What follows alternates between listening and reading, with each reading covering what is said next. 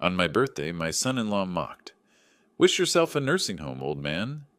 Everyone loudly applauded, laughing at me. I politely smiled, without saying a word. But betrayal won't go unpunished. I bought his company for $10 million and fired him in front of everyone. He fainted from shock, and I regained my dignity. Before continuing, subscribe to the channel and write in the comments what time it is in your region right now. The champagne cork popped, and everyone in the private dining room of Fleming's Steakhouse raised their glasses. I forced a smile as my daughter Kate and her husband Brendan stood at the head of the table, surrounded by their friends, 5 polished couples in their 30s who probably couldn't tell me apart from the furniture. "To Frank," Brendan announced, his voice carrying that particular tone he reserved for performances. 67 years young. I nodded, accepting the chorus of "Happy Birthday" that followed. The ribeye in front of me was perfect, medium rare, just how I liked it, but suddenly tasted like cardboard. Maybe it was the way Brendan kept checking his phone between courses, or how Kate barely looked at me all evening. 3 glasses of Cabernet later, Brendan stood again. This time his smile had an edge. "You know what, Frank?" He swirled his wine, letting the silence build. "I think it's time for some real talk. Some honest advice for your next chapter." Kate touched his arm, but he shrugged her off. "Frank, buddy, and I mean this with love, you should start looking at retirement communities. Seriously." He paused for effect, his eyes glittering. "Wish yourself a nursing home, old man. Time to admit you're not needed here anymore." The table erupted in laughter, not polite chuckles, genuine belly-deep laughter. Brendan's colleague from Tech Vantage Solutions slapped the table. One of Kate's friends covered her mouth, shoulders shaking. I felt my face freeze in what I hoped passed for a smile. My fingers tightened around the stem of my wine glass, and I caught myself before it shattered. Kate's eyes met mine for half a second before she looked down at her plate. Her cheeks were flushed. From wine or embarrassment, I couldn't tell. But she didn't speak, didn't defend me, didn't even frown. When she glanced at Brendan, something passed between them. A look, quick but unmistakable. Relief? Satisfaction. Whatever it was made my chest constrict. "Come on, Frank, don't look so serious." Brendan clapped me on the shoulder hard enough to make me flinch. "I'm just saying what everyone's thinking. You're still living in that guest house on your daughter's property. Might be time to consider your options, right?" "Your daughter's property?" The words hit like a physical blow. The property I'd transferred to Kate 3 years ago when she married this peacock. The 4,800-square-foot main house where they lived, while I occupied the 800-square-foot guest cottage out back. All perfectly reasonable, I'd thought at the time. Keep things in the family. Stay close to my daughter after losing my wife.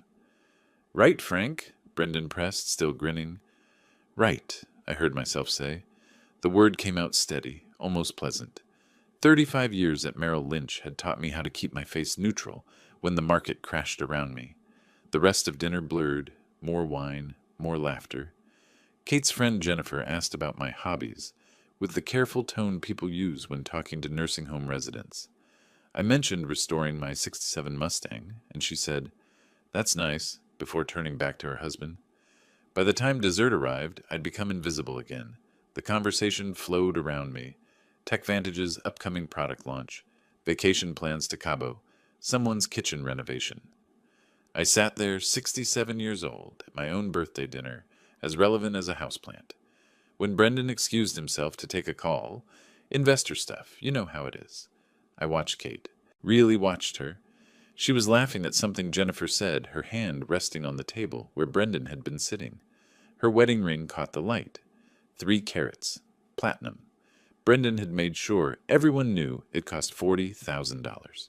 The ring I'd given my wife had been 1 carat. We'd been married 42 years. Kate didn't look at me once during those 10 minutes. Not once. The valet brought my car around at 10:30. A 2019 Camry, practical, reliable, invisible. Like me. Brendan and Kate had a Tesla Model X, also 40-something thousand dollars, also mentioned frequently. I drove the 12 miles back to Westlake Drive in silence. The main house blazed with lights. Kate and Brendan wouldn't be home for hours yet. They had an after-party planned at someone's place downtown. I hadn't been invited. The guest house sat dark at the back of the property, separated from the main residence by a manicured lawn and a privacy hedge. 800 square feet. 1 bedroom, 1 bath, a kitchenette, and a small living area. Everything I owned fit comfortably inside. Everything I owned. I sat in the car for a moment, staring at the main house through the windshield. My house. The one I'd bought in 1991 for $375,000. Now worth $2.4 million, according to the Zillow estimate Kate had shown me last month. Just keeping track of our assets, she'd said. Our assets. Inside the guest house, I poured 2 fingers of bourbon and sat at the small desk where I kept my files. The financial documents were in the bottom drawer, underneath my tax returns and insurance policies. I pulled out the property transfer agreement, the one my lawyer had advised against signing. Frank, you're giving away a $2 million property with no contingencies, he'd said. At least put in some protection clauses. But Kate was my daughter, my only child, and she'd just married Brendan, who seemed successful and stable. Owner of a cybersecurity company. Impressive resume. Good family. What could go wrong? I read through the document slowly, paragraph by paragraph. Most of it was standard. Immediate transfer of ownership. No liens, no encumbrances. But there, in Section 7, subsection C, was something interesting. A clause about right of occupancy for the guest house. Lifetime right, actually. Non-revocable without my written consent. My lawyer had insisted on that one. At least protect your housing, he'd said. I set down the document and picked up my bourbon. The ice clinked against the glass. Wish yourself a nursing home, old man. Time to admit you're not needed here anymore. Your daughter's property. The words kept cycling through my head, each repetition tightening the knot in my chest. But underneath the hurt, underneath the humiliation, something else stirred. Something cold and analytical. The part of me that had spent 3.5 decades evaluating risk, spotting weakness, and executing strategies. I opened my laptop and typed TechVantage Solutions, Austin, Texas into the search bar. Time to find out exactly what game they were playing. I didn't sleep that night. Instead, I sat at my desk, the glow of my laptop screen the only light in the dark guest house, going through everything I could find about TechVantage Solutions. Their website showed all the usual startup glossiness, sleek design, buzzwords about revolutionary AI-driven cybersecurity, team photos where everyone looked 30 and smiled too widely. Brendan's bio described him as a visionary entrepreneur who had scaled the company to new heights. The press releases talked about growth and innovation and market disruption, but something nagged at me. The pieces didn't quite fit. I thought back to Thanksgiving 6 months ago. Kate had been setting the table in the main house, my former dining room, with the chandelier I'd picked out with my wife, when she'd mentioned something about Brendan meeting with venture capitalists. He's trying to raise $3 million for the new product, she'd said, arranging the wine glasses. It's going to change everything. $3 million for a company that supposedly employed 85 people and had been operating for 7 years. Then there was Christmas. We'd gathered in the main house again. Me and the guest house didn't have room for hosting, and Brendan had spent most of dinner on his phone. Investor update call, he'd explained when Kate shot him an annoyed look. These guys are in Singapore. Different time zone. But I'd noticed the tension in his shoulders, the way his jaw clenched when he read whatever was on his screen. That wasn't the posture of a CEO fielding routine questions. That was someone putting out fires. And just 2 weeks ago in early March, Brendan had caught me working on my Mustang in the garage, the 3-bay garage that used to be mine, where I now occupied 1 bay while their Tesla and Kate's BMW took the other 2. He'd leaned against the workbench, watching me adjust the carburetor. Frank, can I ask you something? He'd tried for casual, but I'd heard the calculation underneath. What do you think this property would appraise for? Like, if someone wanted to sell today? I'd straightened up, wiping grease from my hands. 2.4, maybe 2.5 million. Why? Just curious. You know, financial planning. Making sure Kate and I are maximizing our assets. Our assets? Not your former property or even Kate's inheritance. Our assets. He'd walked away before I could respond, but I'd stood there in that garage, holding that greasy rag, and felt the first whisper of suspicion. Now, at 3 a.m, bourbon glass empty beside my keyboard, that whisper had become a shout. I thought about the way Kate had looked at me during dinner, not with love or even pity, with discomfort, like I was a problem to be solved, an embarrassment to be managed. When had that changed? When had my daughter stopped being the girl who used to sit in this very garage, back when it was actually my garage, and hand me tools while I worked on cars? She'd been 8 years old, maybe 9, insisting she could tell a socket wrench from a crescent wrench, getting grease on her shirt and laughing about it. "Dad, when I grow up, can I help you fix cars?" she'd asked once, her small hand wrapped around a screwdriver handle. "You can do whatever you want, sweetheart," I told her. "Just promise me you'll do it with people who treat you right." The memory felt like broken glass. I closed the laptop and walked to the window. Through the gap in the privacy hedge, I could see the main house. Dark now. Silent. Kate and Brendan must have come home while I was lost in thought. My house. My property.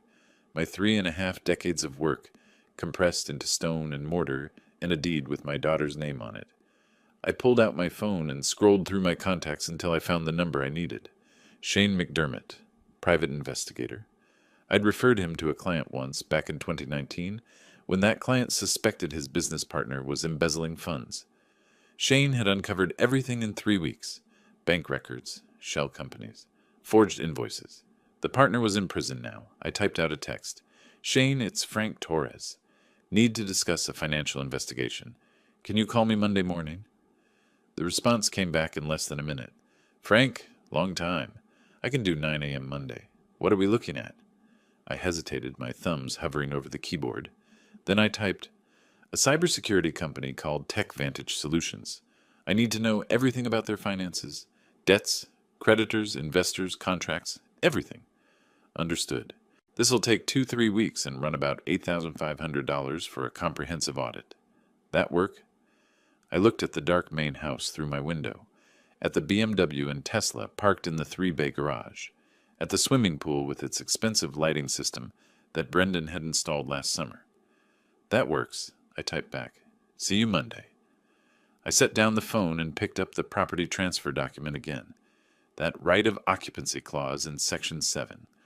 Lifetime, non-revocable. At least I had time. At least they couldn't just kick me out tomorrow. But they wanted to. I was sure of it now. The nursing home joke wasn't a joke. It was a probe. Testing how I'd react. Seeing if I'd go quietly. I thought about my wife, gone 2 years now. Cancer. Fast and brutal. She'd made me promise there at the end that I'd take care of Kate. "She's all we have," she'd whispered. "Promise me you'll always be there for her." I'd promised, and I'd meant it. But standing in that guest house at 3:30 in the morning, bourbon wearing off and clarity settling in cold and sharp, I realized something. Taking care of Kate didn't mean letting her, and especially her husband, treat me like disposable furniture. I'd spent 35 years in investment banking. I'd structured deals worth hundreds of millions. I'd navigated the 2008 financial crisis. I'd built relationships with people who controlled real money, real power. And Brendan thought I was just some old man to be shuffled off to a nursing home. I almost smiled at that. Almost. Monday morning, I'd call Shane. Then I'd reach out to a few other contacts. Corporate lawyers, maybe Stuart Chambers, my old partner from Merrill Lynch, who'd moved to that private equity fund.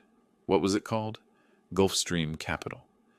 I sat back down at my desk and opened a fresh document on my laptop. At the top I typed, TechVantage Solutions, Investigation Plan. Then I started writing. Every question I needed answered. Every piece of information that mattered.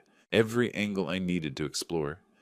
By the time the sun rose over Austin, turning the sky pink and gold above the main house, I had 3 pages of notes and a crystal clear understanding of what came next. They wanted me gone. They thought I was weak, helpless. Yesterday's news. Time to remind them what happened when you underestimate someone with nothing left to lose, and everything still to prove. I saved the document, shut my laptop, and went to make coffee. The Mustang in the garage needed work. That carburetor wasn't going to adjust itself, and I had calls to make on Monday. Monday morning came with that particular clarity you get after a sleepless night spent making decisions. I'd spent the weekend watching the main house through my window, cataloging patterns I'd been too polite or too blind to notice before. Saturday afternoon, Brendan had friends over for drinks by the pool. I heard them laughing, heard him say something about clearing out some dead weight, followed by more laughter. Kate was there too, in that expensive sundress she'd bought last month. She didn't laugh, but she didn't object either. Sunday, I watched them load suitcases into the Tesla. Just a quick trip to Houston, Kate had texted me. Back Tuesday. No invitation, no asking if I needed anything. Just information, delivered like you'd update a household staff member. I'd smiled at my phone. Let them go. Let them think everything was normal.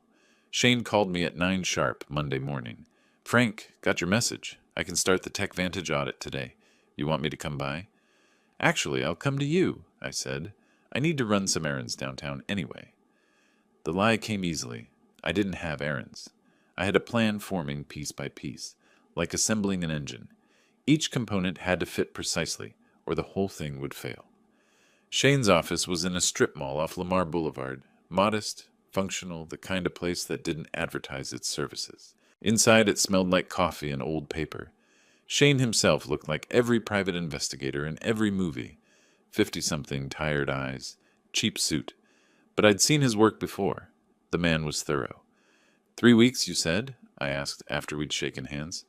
For a comprehensive financial audit? Yeah. Bank records, creditor relationships, investor communications, operational expenses. You want me to dig into the CEO too? Personal finances, spending patterns? Everything. I slid an envelope across his desk. Half now, half on delivery. $8,500 total. Shane opened the envelope, counted the cash, $4,250, and nodded. You want to tell me what this is about? Business due diligence, I said smoothly. I'm considering an investment opportunity. He looked at me for a long moment, then smiled slightly. Sure you are. I'll call you when I have something. From Shane's office, I drove to downtown Austin to the Frost Bank Tower, 33 floors of glass and steel overlooking the city. I hadn't been here in 5 years, not since Stuart Chambers left Merrill Lynch to start his own fund. We'd kept in touch through holiday cards and occasional emails, but I'd been busy with my wife's illness, then her death, then letting Kate and Brendan take over my life. The elevator ride to the 28th floor felt like traveling back in time, to when I'd worn suits every day, when people asked my opinion and actually listened.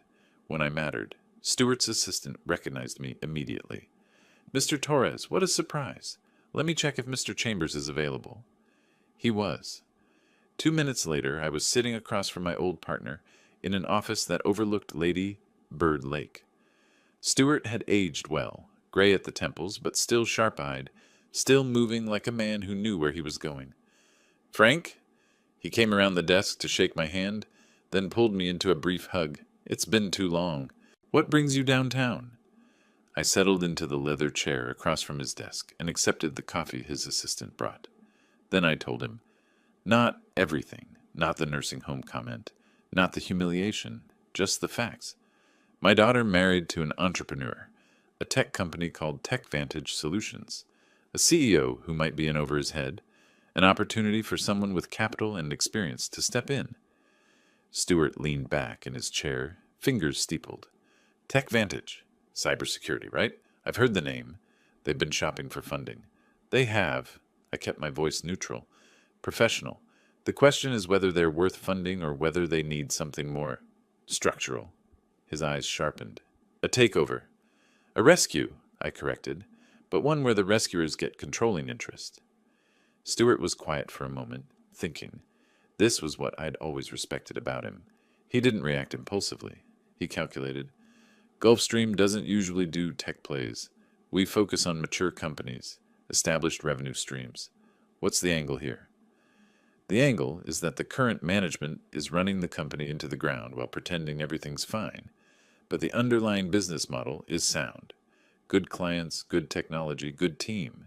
Just needs competent leadership. And you know this how? I'm having it verified. Give me 3 weeks. I'll have a complete financial picture. Then we can talk about whether it's worth your time. Stuart studied me, and I could see him putting pieces together. This is your son-in-law's company, isn't it? It is. And you want to take it from him. I didn't answer immediately. Outside the window, the city spread out below us. All those buildings, all those businesses, all those people making their moves on various chessboards. Finally, I said, I want to make sure my daughter's future is secure. If that means removing her husband from a position he's mismanaging, then yes. A slow smile spread across Stuart's face. You always were a cold player when you needed to be. All right, Frank, get me the data. If the numbers work, we'll talk. We shook hands, and I left feeling lighter than I had in months. The first piece was in place. On the drive home, I called Carla Velasquez, corporate attorney, specialist in mergers and acquisitions. I'd worked with her on a deal back in 2018, and she'd been sharp enough to leave an impression. Frank Torres, she said when she picked up. This is unexpected. What can I do for you? I need a consultation on debt acquisition and conversion. Are you available this week? For you? Always. Wednesday at 2? Perfect. I hung up and drove past the main house without stopping. Through the windows I could see the living room I'd furnished, the paintings my wife had chosen, the fireplace where we'd spent Christmas mornings with Kate when she was small. Not anymore. Now it was Brendan's showcase, his stage, his prize, for now. That evening I sat in my garage with the Mustang, working on the carburetor. The repetitive motion helped me think. Parts fitting together, systems connecting. Everything in its proper place or nothing worked. Kate and Brendan weren't back yet from Houston. The main house sat dark and empty. I could have walked right in. I still had a key, but there was no point. I wasn't looking for drama. I was looking for leverage, and Shane McDermott was going to find it for me. Wednesday afternoon, I sat across from Carla Velasquez in her office on the 8th floor of a building on Congress Avenue. She'd aged since I'd last seen her, more gray in her hair, deeper lines around her eyes, but her gaze was as sharp as ever. So, she said, fingers interlaced on her desk, debt acquisition and conversion. Walk me through what you're thinking. I laid it out carefully. A company with significant debt, multiple creditors, a potential opportunity to purchase that debt at a discount, then convert it to equity through restructuring. All perfectly legal under Texas corporate law. Carla listened without interrupting, making occasional notes on a yellow legal pad. When I finished, she looked up. You're describing a hostile takeover. I'm describing a debt for equity swap. Motivated by personal reasons. Motivated by financial opportunity? She smiled slightly. Frank, I've done this work for 20 years. I know the difference between a business play and revenge. Which is this? I met her eyes. Does it matter? If the opportunity is real, if the numbers work, if everything's legal, does my motivation matter? She considered this, then shook her head. Not to me, but it might matter to you down the line. These things have a way of getting messy. Then your job is to make sure they don't. Fair enough. She flipped to a fresh page. Here's what you need to understand. First, you'll need to identify and approach the creditors without tipping off the debtor. That means using intermediaries, confidential communications, NDAs. Second, you'll need capital. Debt doesn't come cheap, even distressed debt. Third, the conversion process requires either voluntary cooperation from the company or a formal restructuring proceeding. If they fight, this could take months and cost a fortune in legal fees. How much capital are we talking? Depends on the debt load. What's the company worth? I'm having that evaluated now. Preliminary estimate is 5 to 6 million in valuation with 4 to 5 million in outstanding debt. Carla whistled softly. So you'd need 3 to 4 million liquid to pull this off. You have that? I can arrange it. She studied me for a long moment. You're serious about this? Completely. Then here's what we do. You get me the full financial picture when your investigator delivers. I'll review it, identify the optimal approach, and draft the necessary documents. When you're ready to move, we move fast. Creditors first, then conversion demand, then board action if we get control. The key is speed and precision. Once they know what's happening, they'll try to find countermeasures. How long from start to finish? If everything aligns, 3 to 4 months.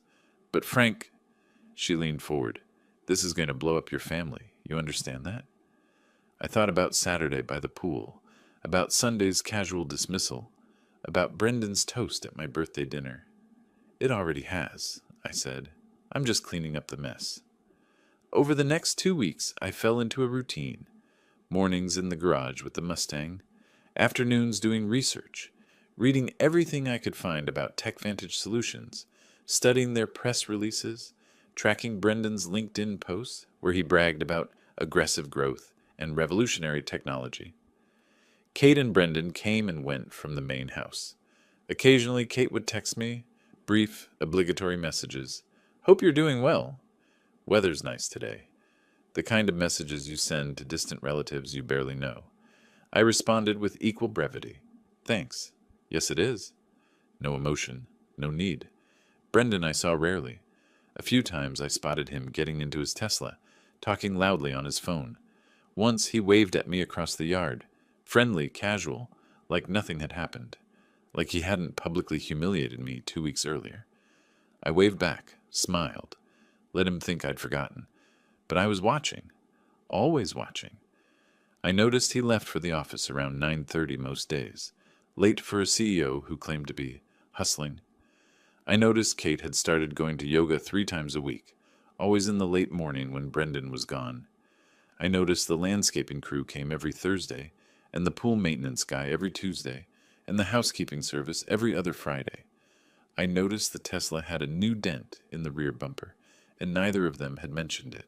I noticed everything because I had nothing else to do except notice. On April 2nd, Shane called.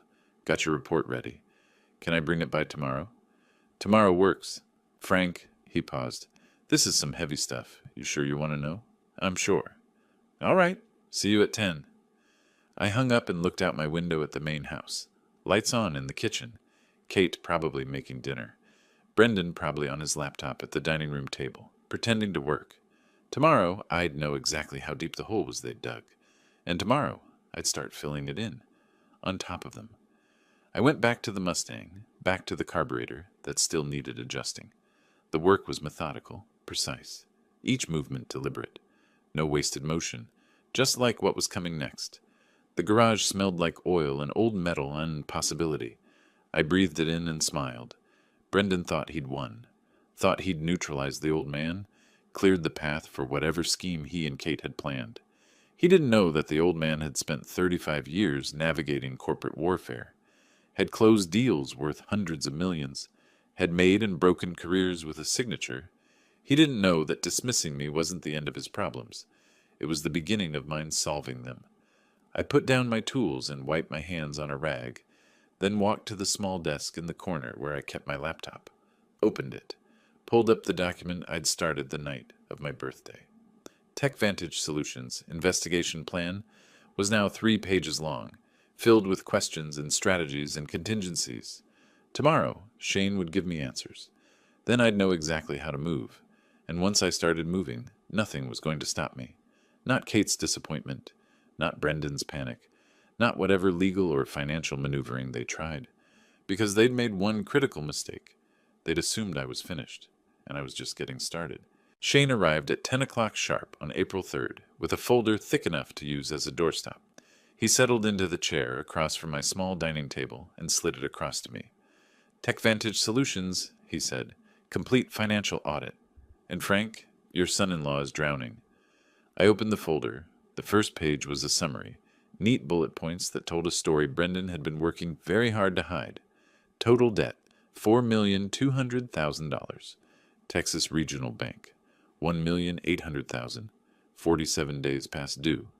Redstone Ventures, $1,600,000. Private Equity Fund, payment delays mounting. Network Hub Inc., $820,000. Equipment supplier threatening legal action. Monthly operating expenses, $340,000. Average monthly revenue, $280,000. The math was simple, brutal, and beautiful. Brendan was spending $60,000 more every month than he was bringing in. The company was bleeding out slowly, and he was frantically applying bandages while pretending everything was fine. He's been falsifying reports, Shane said, tapping another page, showing investors growth that doesn't exist, revenue projections that are pure fantasy. He's planning a $3 million fundraising round in June for some AI platform launch. But the numbers he's showing? Fiction. I flipped through bank statements, creditor correspondence, internal memos. Shane had been thorough. Each piece of evidence was documented, sourced, verified. There's more, Shane continued. He's been using company funds for personal expenses. Not huge amounts. Smart enough to stay under the radar, but it's there. That Porsche he drives? Company lease? Those dinners at Jeffrey's and Uchi? Company card, about 47,000 in the last quarter alone. I closed the folder and looked at Shane. This is excellent work. What are you going to do with it? Buy his company, I said. Then fire him, Shane blinked. That's direct? He told me to wish for a nursing home. I'm wishing for something better. After Shane left, I scanned every page and sent the complete file to Stuart Chambers. Then I called him. Stuart, check your email. That's the TechVantage audit. 20 minutes later, my phone rang. Frank, this is a disaster. How is this company still operating? Momentum and lies. But that's not our problem. Our problem is whether we can acquire the debt and convert it. Silence on the line. I could hear him thinking, calculating. 4.2 million in debt. We'd need to buy it at discount. Probably 3.8 to 4 million total. Then force conversion through restructuring. Texas law allows it if we hold majority debt position. Exactly. And once we convert, we control, what, 75% of the company? Depends on valuation. If TechVantage is worth 5 to 6 million, then yes, controlling stake. Frank, he paused, you're talking about hostile takeover of your son-in-law's company. I'm talking about rescuing a viable business from incompetent management, while destroying your son-in-law in the process. That's just a pleasant side effect. Stuart laughed, short and sharp. All right, but I need skin in the game from you. Real money. Gulfstream will provide the bulk, but you need to show commitment. 1.5 million. I had 2.1 million in liquid assets, stocks, bonds, cash. Giving up 1.5 million would leave me with 600,000. Not comfortable, but not destitute either. And if this worked, I'd own part of a company worth millions. Done, I said. Then we move. I'll have our attorneys start the process. Keep this quiet, Frank. The second Brendan knows someone's buying his debt, he'll try to block it. He won't know until it's too late. We hung up, and I sat there in my guest house, looking at that folder Shane had delivered. 4.2 million in debt. 3 creditors who were nervous, frustrated, eager to get their money back or at least minimize their losses. And Brendan had no idea the noose was already tightening. Over the next 6 weeks, I became invisible. I didn't change my routine. Garage in the morning, errands in the afternoon, quiet evenings in the guest house. Kate texted occasionally with her usual distant politeness. Brendan waved from across the yard once or twice. Everything normal. Everything calm. But underneath, Carla Velasquez was working. On April 18th, she contacted Texas Regional Bank on behalf of a confidential client interested in acquiring distressed assets. The bank was interested immediately. 47 days overdue was 47 days of mounting risk on their books. The negotiation took 2 weeks, back and forth on price, on terms, on timing. Finally, on May 2nd, Carla called me. At $1,650,000. They're taking a $150,000 loss, but they want out. Do it. The wire transfer went through that afternoon. Suddenly, Stuart and I owned 1.8 million of Brendan's debt. He had no idea. The bank wasn't required to notify him of the sale, just that the debt still existed and payment was due. Next was Redstone Ventures. They were even more nervous than the bank. Private equity funds hate uncertainty, and Brendan's delays were making them anxious. Carla approached them with the same pitch. Confidential buyer, clean transaction, immediate payment. On May 24th, they agreed. 1,480,000. Another discount, another piece of the puzzle falling into place. By early June, Network Hub Inc. was practically begging to unload their debt. Equipment suppliers live on cash flow, and Brendan owed them $820,000 for servers and infrastructure he'd already installed. Carla offered $780,000, and they took it within 48 hours. Total investment, $3,910,000. Total debt controlled, $4,200,000. I sat in Carla's office on June 10th while she laid out the final strategy. Under Texas Business Organizations Code, we can demand immediate repayment or convert to equity through a restructuring agreement. Given TechVantage's valuation, I'm estimating $5.8 million based on assets and revenue, $4.2 million in debt converts to roughly 73% ownership. 73%, I repeated. Controlling interest. Absolute control. You and Stuart would own the company. Brendan would be a minority shareholder. When do we move? I'd recommend end of June. His fundraising deadline is approaching. He'll be desperate, distracted. We hit him when he's weakest. On June 27th, Carla Velasquez hand-delivered a formal demand letter to TechVantage Solutions. I wasn't there. I was in my garage, working on the Mustang's transmission when she called. It's done. Brendan has the letter. His sister Betsy was in the office, too. She's the CFO. Frank, you should have seen their faces. Describe them, I said, setting down my wrench. Brendan went completely white. Not pale. White, like paper. His hands started shaking when he read the amount. $4.2 million, due in full or conversion to equity. He looked at Betsy and said, "This isn't possible. These debts are spread across 3 creditors." And she said, "Not anymore, apparently." I smiled at that. What happened next? Betsy tried to negotiate, offered a payment plan, restructuring terms, anything to avoid the conversion. I told her, $4.2 million in cash by July 15th, or we convert at 73% ownership. No middle ground. And Brendan? He looked like someone had hit him with a truck. Kept saying, "Who bought our debt? Who's doing this?" I didn't tell him, obviously. Confidential client. That evening I watched the main house from my window. Lights blazed in every room.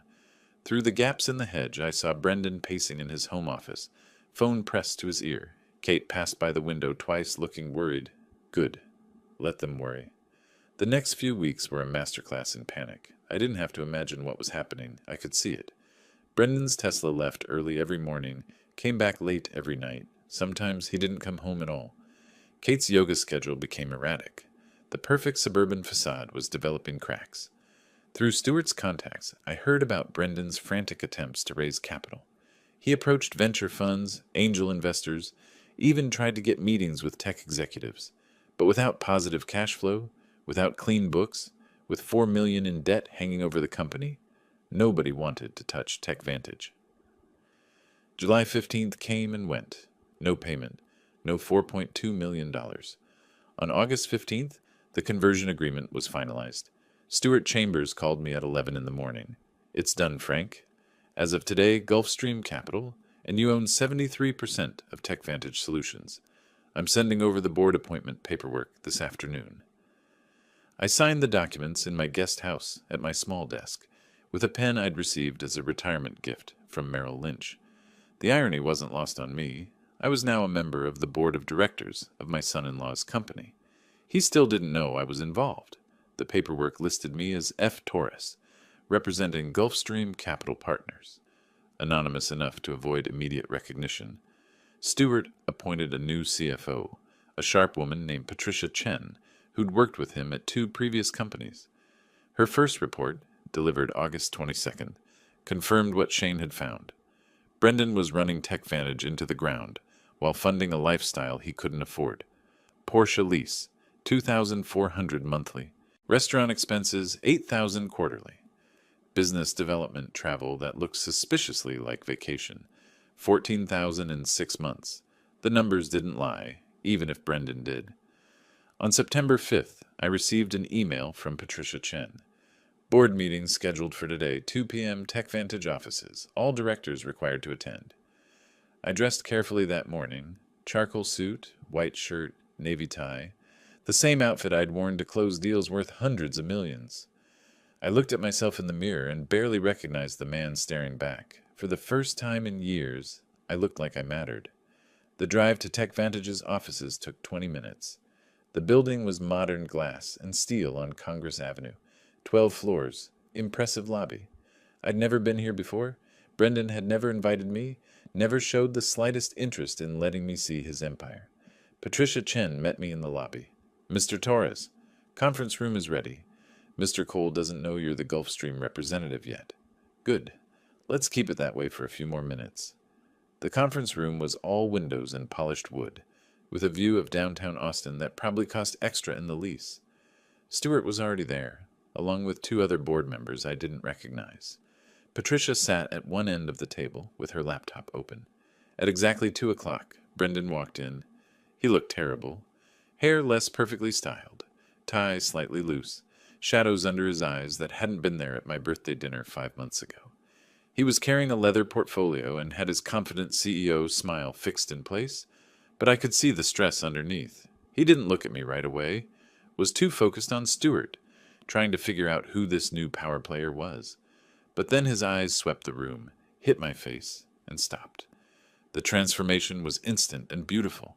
All color drained from his face. His mouth opened slightly, then closed. The leather portfolio slipped from his fingers and hit the table with a dull thud. He blinked once, twice, like he was seeing a hallucination. "Hello, Brendan," I said calmly. "I believe this is our first board meeting together." His eyes darted to Stewart, then to Patricia, then back to me. You're the confidential co-investor, yes. Gulfstream Capital and I now own 73% of TechVantage Solutions. I thought it was time we had a proper conversation about the company's future. Brendan's sister Betsy rushed in at that moment, slightly out of breath. She took one look at me, at Brendan's face, and her own expression shifted from confusion to understanding to something close to horror. "The birthday dinner guy," she said quietly. "You're Frank Torres." "I am. And you must be Betsy, the CFO who signed off on all those fascinating expense reports." Stewart cleared his throat. "Shall we begin? We have significant restructuring to discuss." Brendan sank into his chair like someone had cut his strings. His hands were trembling, actually trembling, as he tried to open his portfolio. Papers spilled out. A pen rolled across the table. I watched him struggle to collect everything, watched the realization sink in deeper with every passing second. He'd lost control of his company, lost it to the old man he'd mocked at a birthday dinner. The nursing home joke wasn't funny anymore. "Frank," he finally managed, his voice hoarse, we can work this out. Family, right? We're family." I smiled politely. "Family? Yes, that's an interesting word. Remember what you said at my 67th birthday? Something about nursing homes and not being needed?" His face somehow went even paler. "I'm afraid I didn't take your advice," I continued. "Instead, I bought your company for $10 million. The number wasn't quite accurate. We'd invested $3.9 million, but accuracy wasn't the point. Impact was." Brendan's mouth opened and closed wordlessly.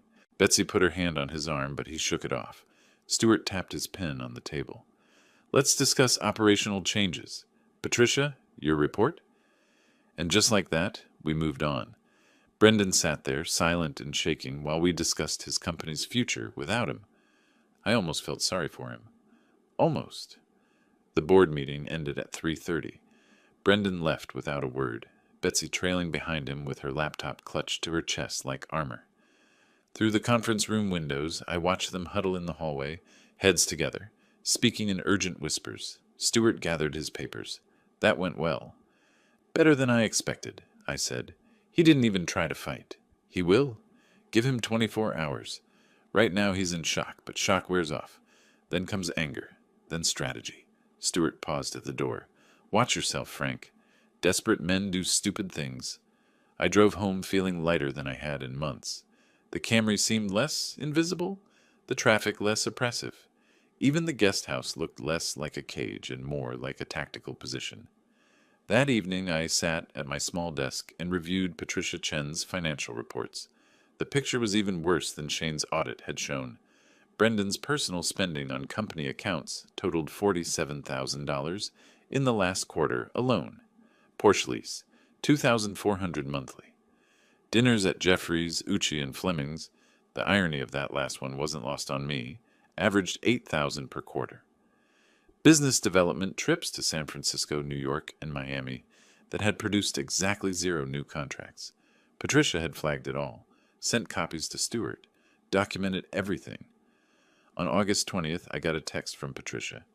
"Emergency all-hands meeting at TechVantage.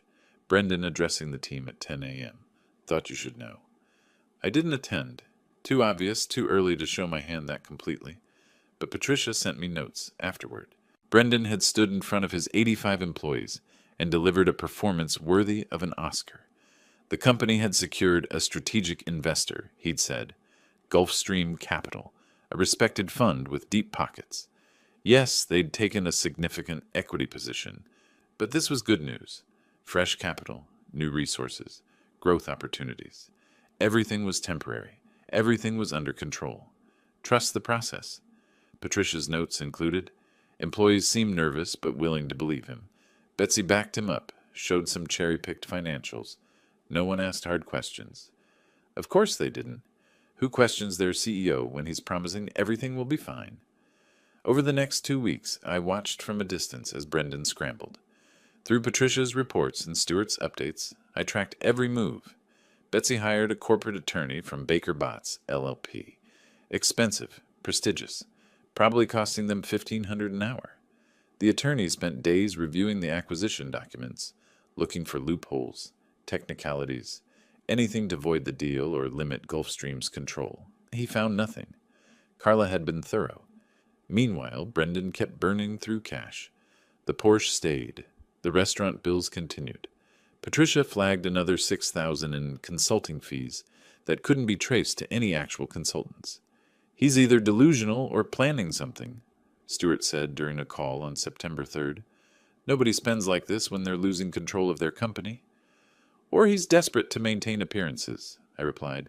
If the team sees him cutting back, they'll know something's really wrong. Either way, we need to establish operational authority. I'm scheduling a full board meeting for September 5th. Time to implement changes. September 5th arrived cool and clear, early autumn beginning to show in the trees. I dressed in my charcoal suit, again, checked my appearance in the mirror. The man looking back had changed over the past 6 months. Sharper, harder, more focused. The man who'd sat silently at his own birthday dinner while people laughed at him was gone. I arrived at TechVantage's offices at 1:45, 15 minutes early. Patricia met me in the lobby, professional as always in a navy pantsuit. Mr. Cole knows you're on the board, but I don't think he's processed that you'll actually be here. Good. Let him process it in real time. The conference room was ready. Stewart was already there, along with 2 other board members, investors who'd been brought in when Stewart took control. They nodded at me, clearly briefed on the situation. At 2 o'clock exactly, Brendan walked in. I was sitting at the head of the table, Stewart's idea, a deliberate power play, and Brendan stopped mid-stride when he saw me. For a moment, just a flash, his mask slipped. I saw raw panic in his eyes, quickly covered by forced confidence. "Frank," he said, managing a smile that didn't reach his eyes, "still surprised to see you here." "I'm surprised you're surprised," I replied calmly. "I do own a significant portion of this company. Where else would I be?" He took his seat, movement stiff, controlled. Betsy entered behind him, her expression carefully neutral, but I caught the way her eyes darted around the room, assessing, calculating. Stewart opened with operational updates. Patricia presented financials, the real ones, not the sanitized versions Brendan had been showing investors. Revenue was down 8% quarter over quarter. Customer churn was increasing. 2 major contracts were at risk. And then Patricia dropped the personal expense report. These charges, she highlighted a section on the projected screen. Total $47,000 for the quarter. Porsche lease, restaurants, travel, all on company accounts, all flagged for review. Brendan's face flushed. Those are legitimate business expenses. A $2,400 monthly car lease? Patricia's tone was professional, but pointed. For a company hemorrhaging cash? I'm the CEO. I need to project success. You need to run a profitable business, I said quietly. Everyone turned to look at me. Success isn't a Porsche. Success is positive cash flow. Right now, you're projecting failure while driving an expensive car. Silence filled the room. Brendan stared at me, something cold and hateful flickering across his face. You're enjoying this, he said. I smiled. Brendan, remember my birthday? March 15th? You made a toast. Something about nursing homes and not being needed. You asked everyone to laugh at the old man? His jaw tightened. I just wanted to check. I leaned forward slightly. Do you still think I'm not needed? The meeting continued for another hour, but that moment was the turning point. The moment when Brendan finally, truly understood that I hadn't just bought into his company. I'd bought his company. And I was going to use that ownership to dismantle everything he'd built. As everyone filed out, I caught Brendan's eye. He held my gaze for a long second, and I saw something new there. Not panic anymore. Not shock. Rage. Cold, calculating rage. Stewart had been right. Shock was wearing off. The war was about to begin. The call came 2 days later. Kate. I was in the garage installing new brake pads on the Mustang when my phone buzzed.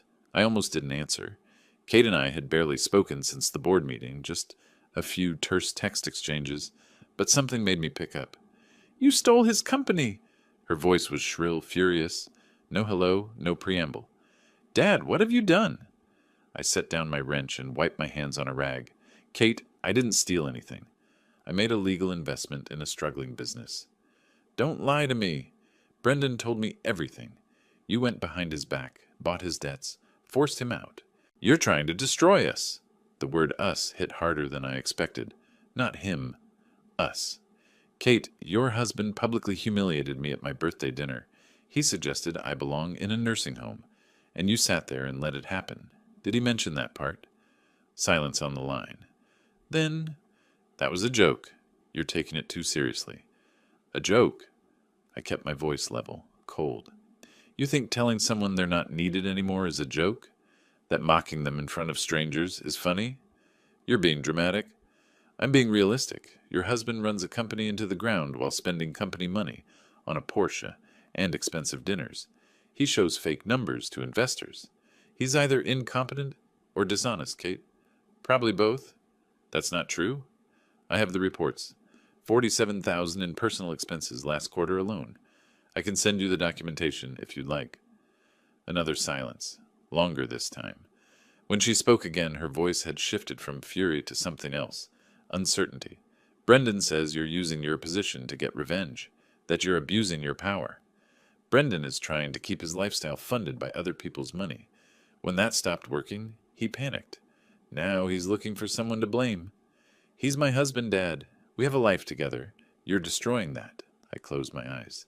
"Kate, I didn't choose to destroy anything. I chose to protect myself and make a sound business decision. If that affects your life, maybe you should ask why your husband put his company, and by extension your marriage, in such a vulnerable position." She hung up without another word. I stood there in the garage, phone in hand, feeling the weight of what I'd just done. Not the takeover, not the board meeting. This, losing my daughter. But then I remembered the birthday dinner, the laughter, the casual cruelty. Kate sitting there, silent, complicit. I put the phone away and went back to work on the Mustang. The next attack came from an unexpected direction. On September 10th, I got a call from Carla Velasquez. "Frank, we have a problem. Brendan's hired a PR firm. They're putting out a narrative that you're an abusive investor, using family connections for personal gain. Let me guess, he's the victim. Struggling entrepreneur, taken advantage of by his wealthy father-in-law, who manipulated the situation. They're shopping the story to tech blogs and local business press. Nothing's published yet, but they're planting seeds." I thought about that. A smear campaign could damage my reputation, make future business more difficult, but it could also backfire spectacularly if the truth came out. "What do you recommend?" "Counter-narrative. Show the receipts, his falsified reports, his personal expenses, his mismanagement. Make this about a failing CEO, not a family vendetta." "That airs a lot of dirty laundry." "Yes, but if he's going public, you need to be ready to respond. Otherwise, his version becomes the default story." I hung up and called Patricia Chen. "I need something from you. Every piece of documentation on Brendan's financial misconduct. Falsified investor reports, personal expenses on company accounts, everything. Can you compile it?" "Already done. I saw this coming. I'll send it over within the hour." The file Patricia sent was devastating. Side-by-side comparisons of what Brendan told investors versus actual revenue. Detailed breakdowns of personal charges. Screenshots of emails where he instructed Betsy to massage the numbers for presentations. I forwarded everything to Carla with a single message. "Hold this in reserve. If his PR campaign goes public, we respond immediately." On September 15th, a small tech blog published a piece. "Austin CEO claims family betrayal in investment deal." The article was sympathetic to Brendan, painting him as a visionary brought down by a vindictive relative. It quoted an anonymous source saying I'd used unethical tactics to seize control of TechVantage. Carla called me within minutes. "Do we respond?" I thought about the birthday dinner, about Brendan's smug face, about Kate's silent complicity. "Yes, send everything to the same blog, along with a statement. Make it clear this isn't about family. It's about accountability. The blog published a follow-up 2 days later. TechVantage CEO under fire for financial mismanagement. The article included Patricia's documents, the falsified reports, the personal expenses. It quoted me saying, "Good businesses deserve good leadership. When leadership fails, investors have a responsibility to act." The response was immediate. 2 board members who'd been fence-sitting suddenly supported Stewart's proposal for operational changes.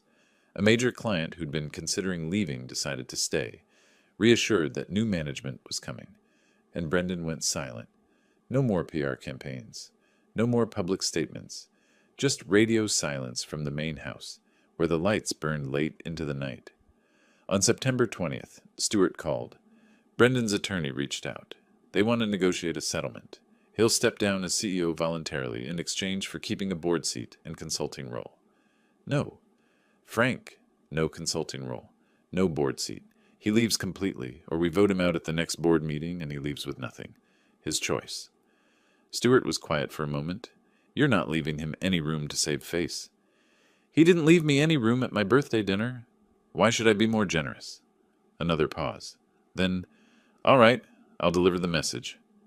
2 hours later, Stewart called back. He accepted. He'll resign as CEO effective October 1st. Clean break, no consulting agreement, no board position. He keeps his equity stake, but that's it. I should have felt victorious. I'd won. Completely, totally won. But all I felt was tired. That evening, I sat in my guest house and looked out at the main house. Lights on in every room. Kate's car in the driveway. She'd come home early from somewhere. I wondered if she knew yet, if Brendan had told her he was stepping down, if she understood that her father, the old man she'd watched get humiliated at his own birthday, had just systematically dismantled her husband's entire professional life. My phone buzzed, a text from Kate. "I hope you're satisfied." I stared at those 5 words for a long time. Then I typed back, "I hope you're safe. That's all I've ever wanted." She didn't respond. I set the phone down and walked out to the garage. The Mustang was almost finished. Just a few more adjustments, some final detailing, and it would be ready to drive. 67 years old, and I was rebuilding engines and corporations with equal precision. Maybe I wasn't needed in a nursing home after all. October 9th arrived with perfect autumn clarity, the kind of day when Austin's sky turns that particular shade of blue that makes you glad to be alive. I put on my best suit, navy blue, tailored, the one I'd worn to close my biggest deals at Merrill Lynch. The man in the mirror looked ready. Not angry, not vengeful. Just ready. Stewart called at 8 in the morning. "You sure about this, Frank? We could handle the transition privately. Board vote, press release, done." "I'm sure. He wanted a show. Let's give him one." The Austin Convention Center was impressive. All glass and modern architecture, built for exactly this kind of corporate event. By the time I arrived at 9:30, TechVantage's team was already setting up. Stage, lights, massive screens showing the Sentinel Core logo. Brendan had spared no expense. Company money he didn't really control anymore. But he didn't seem to care about details like that. I found my seat in the front row. Stewart sat beside me, along with Patricia Chen and 2 other board members. We looked like what we were, the people who actually ran TechVantage now. The auditorium filled quickly. Investors in expensive suits, clients looking cautiously optimistic, press with their cameras and recorders, and TechVantage's 85 employees scattered throughout the rows whispering nervously. They knew something was wrong with the company, even if they didn't know exactly what. At 10 o'clock sharp, the lights dimmed. The screens lit up with promotional footage. Sleek shots of servers, code scrolling, satisfied customers. Background music swelled. Very dramatic. Very Brendan. Then he walked onto the stage. I had to admit, the man knew how to make an entrance. Custom suit that probably cost $3,000. Perfectly styled hair. That confident smile that had fooled so many people for so long. He looked like success. Like confidence. Like someone who had everything under control. If you didn't know, he'd lost his company 6 weeks ago. "Good morning," his voice boomed through the speakers. "Thank you all for being here. Today is a historic day for TechVantage Solutions. Today we launch the future of cybersecurity." The presentation was good, professional. Brendan walked through Sentinel Core's features: AI-driven threat detection, real-time response protocols, integration with existing security infrastructure. He showed client testimonials, market projections, revenue forecasts that were probably as fictional as the ones he'd shown previous investors, but his delivery was flawless, charismatic, compelling. I watched people in the audience lean forward, interested, convinced. This was why Brendan had succeeded for so long. Not because he was competent, but because he could sell. He could make you believe. The presentation lasted 45 minutes. When it ended, applause filled the auditorium. Brendan beamed, soaking it in, his moment of triumph. "Now," he said as the applause died down, "I'd like to open the floor to questions. We have representatives from our investor group here, our client base, and of course our incredible team." He gestured expansively at the audience. "Who has the first question?" I raised my hand. Brendan's eyes found me in the front row. For just a second, less than a second, his smile faltered. Then it was back, whiter than before. "Frank, my father-in-law, everyone. Part of our extended TechVantage family." A few scattered chuckles. He was playing it off as a joke, a surprise. Look at the quirky family dynamics. I stood up slowly, took my time, let the moment build. The auditorium went quiet. "Brendan," I said, my voice carrying clearly in the silence, "that was an impressive presentation. Truly impressive. The product looks solid. The market analysis is compelling. You've built something with real potential here." He relaxed slightly, nodded. "Thank you, Frank. We've worked very hard.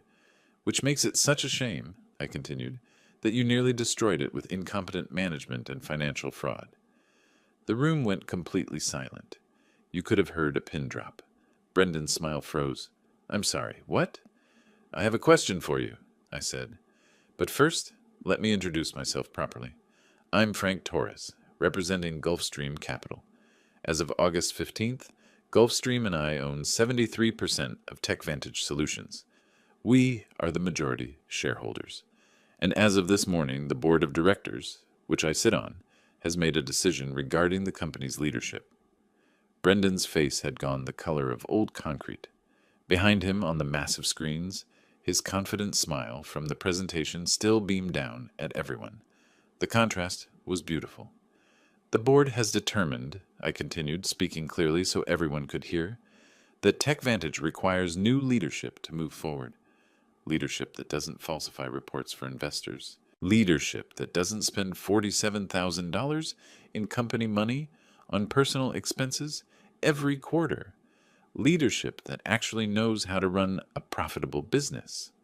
Murmurs rippled through the audience. I saw heads turning, people whispering.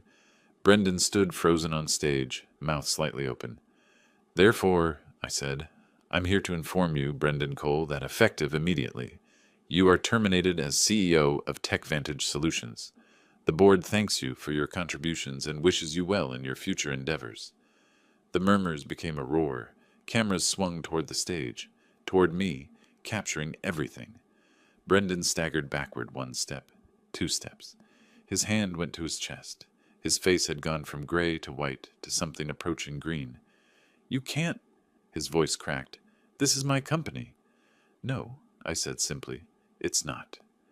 He tried to speak again. His mouth opened, closed, his legs buckled, and he grabbed the podium for support. Then his eyes rolled back, and he collapsed. The auditorium erupted. People rushed toward the stage. Someone shouted for a doctor. Cameras recorded every second of Brendan's humiliation, broadcast live to anyone watching the stream. I sat down calmly and turned to Stuart. "I think that went well." They revived Brendan in less than a minute. "Just shock," the medic said. "No real damage except to his pride and his career." By the time they helped him off the stage, the auditorium was mostly empty.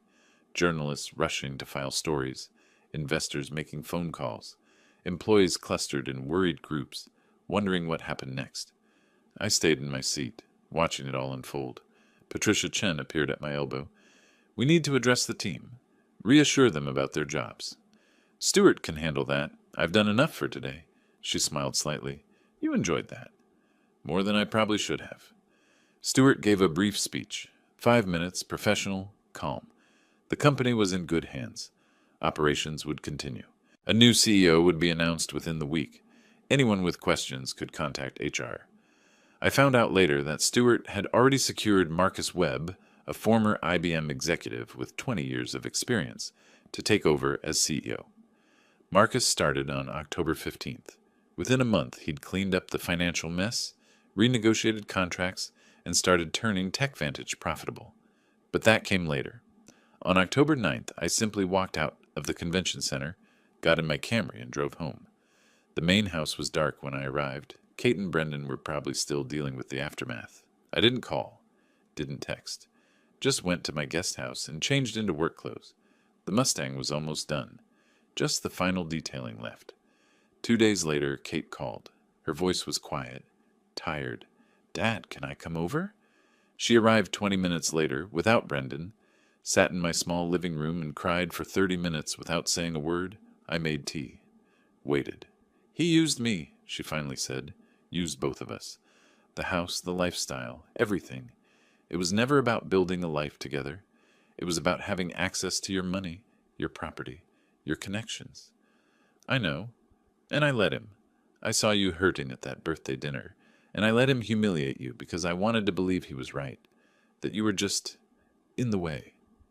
I set down my tea. "Kate, do you want me to say it's okay? Because it's not. You hurt me. Badly. But you're still my daughter, and I still love you. Those two things can both be true." She wiped her eyes. "I filed for divorce yesterday. I'm moving into an apartment downtown next week. I need to figure out who I am without him." "Good. That's good." She stayed for another hour. We didn't talk much more. Just sat together in the way family does when words aren't enough. When she left, she hugged me at the door. "I'm sorry, Dad." "I know. We'll figure it out." Betsy Cole resigned from TechVantage on October 20th. I heard through Patricia that she found work at a startup in Dallas. No hard feelings. She'd been loyal to her brother, and I couldn't fault that. Brendan tried to sue. Of course he did. Hired a lawyer who filed a complaint alleging fraud, manipulation, undue influence. Every accusation bounced off the wall of documentation Carla had assembled. The lawyer withdrew the case 3 weeks later, probably after explaining to Brendan what frivolous lawsuit meant.